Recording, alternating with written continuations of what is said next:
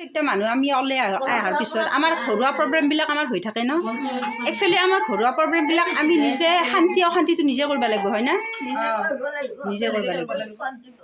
এতিয়া চাওক, আমি উঠি কিনে যদি আনৰ কথা ভাবোঁ, সেইটো আমাৰ মনে বহুত কিবা কিবি হৈ যায় ন। এক ছেকেণ্ডত মানুহ নহয়, বস্তুবিলাক যে অশান্তি হৈছে, কিছুমান পাপ কাম হয়, মানুহৰ অশান্তি বাঢ়ি গৈছে। আজিকালি সমাজত 90% মানুহৰ, কিন্তু 10% অশান্তিত আছে, 90% অশান্তিত আছে। এই বস্তুটো যে হৈছে, এইটো বস্তু নিৰাময় আছে।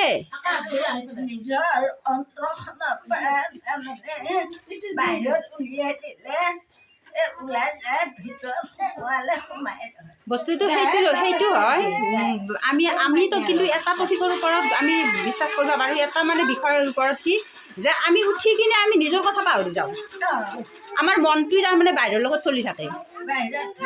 এই তাহাঁতৰ কিবা এটা হ'ল, এই সিহঁতে কিবা এটা কৰিলে, এইটো হৈছে মন। এই মনটোক আমি তাৰমানে কি কৰিব লাগে? বান্ধি ৰাখিব লাগে। মনটো হৈছে বেয়া বস্তু, আনৰ চৰ্চা কৰা।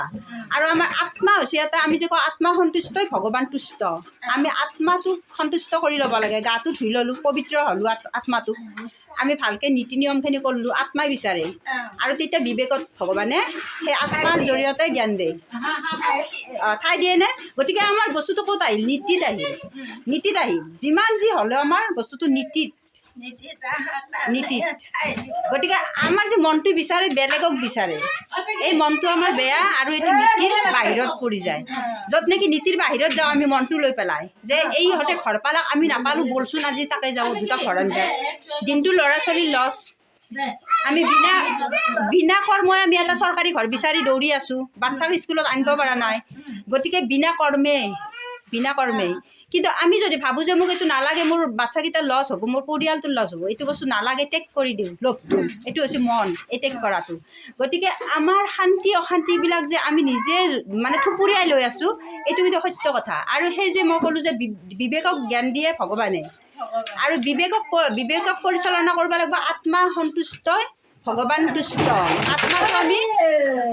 আমি আত্মাটো যেতিয়া সন্তুষ্ট কৰোঁ, তেতিয়া আমাৰ কি হয়? ঘূৰি আমাৰ তেতিয়া ভগৱানটো তুষ্ট হয়। আৰু সেই ভগৱানে আমাক তেতিয়া কিছুমান ভাল জ্ঞান দিয়ে। কিন্তু এটা কথা জানিব, আপুনি যদি নীতিৰ বাহিৰত যায়, আপুনি কিন্তু ভাল জ্ঞান নাপায়। আপোনাক য'ত লগে দে।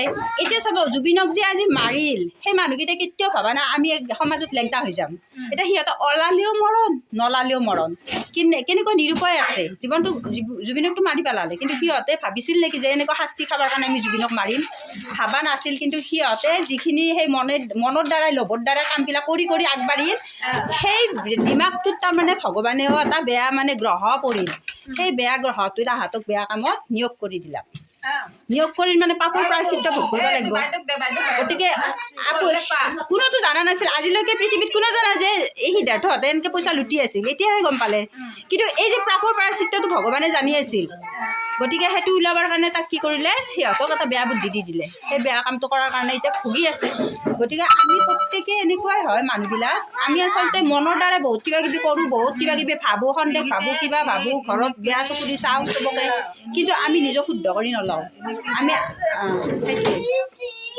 আজি আমি অংগনবাদী কেন্দ্ৰত আমি মহিলাসকলৰ লগত যিখিনি আমি সদায় আলোচনা কৰোঁ, আমি সেই বিষয়ে আমি সামাজিক অলপ ডেভেলপ হ'বৰ কাৰণে কিছুমান আমি জ্ঞান চৰ্চা কৰোঁ। সেই বিষয়ে আজি এইটো এটা ভিডিঅ' বনাইছোঁ। আৰু যদি আপোনালোকে ভাল লাগিছে ভিডিঅ'টো, যোনে চাই মোৰ ভিডিঅ'টো কমেণ্ট কৰিব। আমি এনেকুৱা ধৰণৰ সময়ৰ নাটনিৰ মাজতে আমি আমাৰ সামাজিক উন্নতিৰ কাৰণে, শান্তিৰ কাৰণে আমি কিছুমান জ্ঞান চৰ্চা আমি মহিলাবিলাকৰ লগত কৰোঁ। Thank U.